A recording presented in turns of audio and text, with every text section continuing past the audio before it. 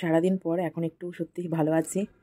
তো ক্যামেরাটা একটা সময় অন করেছিলাম, করে কোনো কিছু বলিও নি, বন্ধ করে দিয়েছি।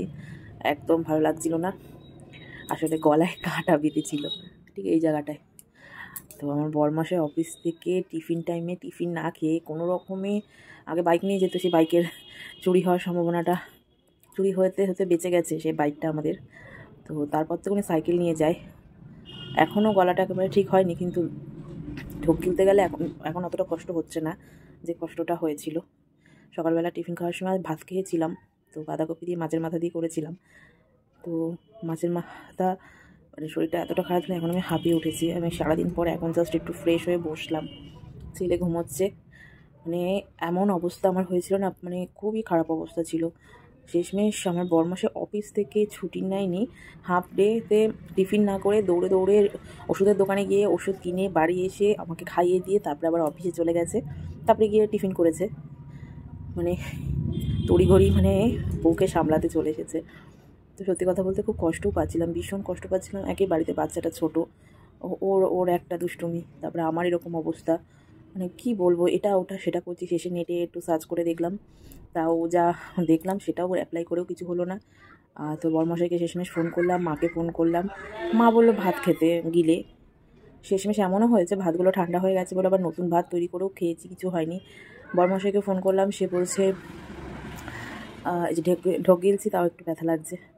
বরমশাইকে ফোন করলাম, সেও বললো যে তুমি একটা কাজ করো, একটু ওয়েট করো। বাবা বলছে আসবো না কি, তারপরে বলছে দিদিকে জিজ্ঞেস করবো কি না। তা তা আমার ননদকে জিজ্ঞেস করলো ফোন করে, বললো হোমিওপ্যাথিতে ওষুধ রয়েছে আর গরম জল খেতে, যেটা আমি খেয়েছি অলরেডি নুন দিয়ে, তাও কিছু হচ্ছে না। অ্যাট লাস্ট মানে এমন অবস্থা হয়েছিল, নুন গরম জল লেবু দিয়ে খেয়ে বা গার্গল করেও আমার উল্টে বমি হয়ে গেছিলো। শরীরের অবস্থা ভীষণ খারাপ হয়ে গেছিলো। তারপরে আবার গরম জলের মধ্যে নুন দিয়ে খেয়েছি, আর তার কিছুক্ষণ পর আবার খেয়েছি, তাও কিছু হচ্ছে না। পাশের বাড়িতে ফোন করলাম জানার জন্য, তো বললো যে মুড়ি খেতে, শুকনো মুড়ি। তো শুকনো মুড়ি চাবি মানে গিলে খেতে, তো সেটা সম্ভব নাকি। তো খাচ্ছি ভালো করে চাবি গিলে নিচ্ছি। একটা সময় পর ভাবলাম কি শুকনো মুড়িটাকে চাবানোর চেষ্টা করি, মানে গিলে না, তো উল্টে আমার চলে এসে বমি টমি পেয়ে একাকার অবস্থা, সেটা হলো না। তো অনেকটা মুড়ি খেলাম, তাও কিছু হলো না। তারপর জল খেলাম, কোনো ইয়ে নেই। তারপর টাইম হয়ে গেল ছেলেকে খাওয়ানোর, একটু রান্নাবান্না করে ওকেও খাওয়ালাম। একটু রান্না মানে রাত্রে রান্নাটাও করে রাখলাম বেলা আছে। তো ওকে খাইটাই দেওয়ার পরে বসেছিলাম বাইরে। তো আমার বরমাসিকে ফোন করা, একটু কাকুকে ফোন করা, যে বৃহস্পতিবার আমাদের হোমিওপ্যাথি যেখান থেকে ওষুধ আনি সে কাকু বন্ধ রেখেছে, বৃহস্পতিবার বন্ধ থাকে যতদূর সম্ভব আমরা যেটা জানি। তা ফোন করেছিল, তা ধরেনি। তারপর মনে ফোন করেছিল, ধরেছে।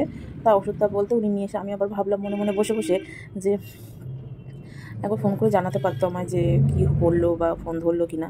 কিছুক্ষণ পরে দেখি কি গেটের আওয়াজ হচ্ছে, আর আমার ছেলে মশাই ফট করে বাবা বাবা করছে গেট খোলার আওয়াজ পেয়ে, মানে ওপরের গেটটা। তো শেষমেশ দেখলাম হ্যাঁ বরমাসে চলে এসেছে। আমি তো দেখে জাস্ট অবাক। আমাকে বললো দেখি ফার্স্ট স্টেপ দেখি, ফোন দেখি, আলো দিয়ে দেখতে পাচ্ছে না। শেষমেশ আগে বললো ঘরে এসে আসলাম, আবার বললো শুয়ে পড়ো দেখি। তো দেখলো গলা টলা কিছু ইয়ে করতে পারছে না। শেষমেশ যে না পকেট থেকে একটা ওষুধ বের করেছে, তো ওষুধটা বার করার পরে আমাকে খাইয়ে দিল। ফোন করেছিল কাকুকে কবার খেতে হবে, তো বললো 3 বার খেতে হবে 2 ফোঁটা করে, তো খাওয়ার আধা ঘন্টা আগে বা পরে। তো আমি খেয়ে নিই, খাইয়ে দিয়ে উনি তড়িঘড়ি আবার অফিস চলে গেল। তারপরে আস্তে আস্তে কষ্ট হচ্ছিল, বলছিল তুমি রেস্ট করো, তারপরে খেয়ে নিও তুমি। আর এদিকে ছেলে আমার ঘুমোচ্ছিলই না, শেষমেশও ঘুমোলো। এই উঠে পড়েছে। কী হয়েছে বাবা? এই যে আমার গলা ঠিক হয়ে গেছে অনেকটা। আর ছেলে দেখে সেই ও স্টেথোর ওরকম গলায় পড়ে না ডাক্তাররা, সেটা দিয়ে আবার এরকম করে দেখছে। আমার বাবা ডাক্তার হয়েছে, আমার বড় ডাক্তার। আর শোনা বাবা ঘুম থেকে উঠে পড়েছে। তা আমি এখন একটু ভালো আছি, খেয়ে দিয়ে উঠে একটু ফ্রেশ হয়ে বসলাম। তা ক্যামেরাটা অন করে তোমাদের সকলের সাথে একটু গল্পও করে নিলাম, পুরো যতটা পারলাম মনে আছে করে ডিটেলস বলে। আমার ছেলে এখন শু তো এখন আজান দেওয়ার টাইম হয়ে গেছে, এখন বাজে 5টা 10। তো একটু ও ঘুম থেকে উঠেছে, হ্যাঁ বাবা আচ্ছা চলো। তো আমি আজকে তোমাদের কাছে সঙ্গে একটু বক করে তো এটাই বলবো যে অ্যালোপ্যাথিতে শুনলাম ও আর একটা কথা, হ্যাঁ বাবা করছি। পাশের বাড়ি বলেছিলাম বলে, তা আমি যে মেয়েটাকে পড়াতাম ছাত্র আমার, ওর বাবা মানে পাশের বাড়ি। তো ওর বাবা বা ডাক্তারের কাছে গিয়ে বলছিল, তা আমাকে আবার দেখে বলছে না আর ওষুধ তো সেরকম কিছু পাওয়া যায় না, ঝাড়পোছ করতে হতে পারে। আর আমি আবার বললাম না ওষুধ শুনেছি পাওয়া যায়, কিন্তু হোমিওপ্যাথি পাওয়া যায়, তো হোমিওপ্যাথি ওষুধের দোকান তো বন্ধ, দেখা যাক কী করা যায়। তো আমাকে বলছিল। তো যাই হোক আজকে অনেক বকবক হয়ে গেল, তাও গলাটা সত্যি একটু ভালো আছে। এখনও ওষুধ খাইনি, খাবো ওই 5:30 এই 6টা নাগাদ ওষুধ খাবো। 6টার সময় একবার খেয়ে নেবো ওষুধ, আর রাত্রে একবার খাবো। আশা করি ঠিক হয়ে যাবে, অনেকটাই ঠিক হয়ে গেছে।